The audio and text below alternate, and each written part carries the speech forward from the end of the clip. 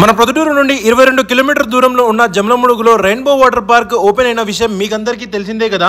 ఈ water park లో మీరు మీ పిల్లలతో ఫ్రెండ్స్ అండ్ ఫ్యామిలీస్ తో వెళ్లి ఎంజాయ్ చేయాలి అనుకుంటున్నారా?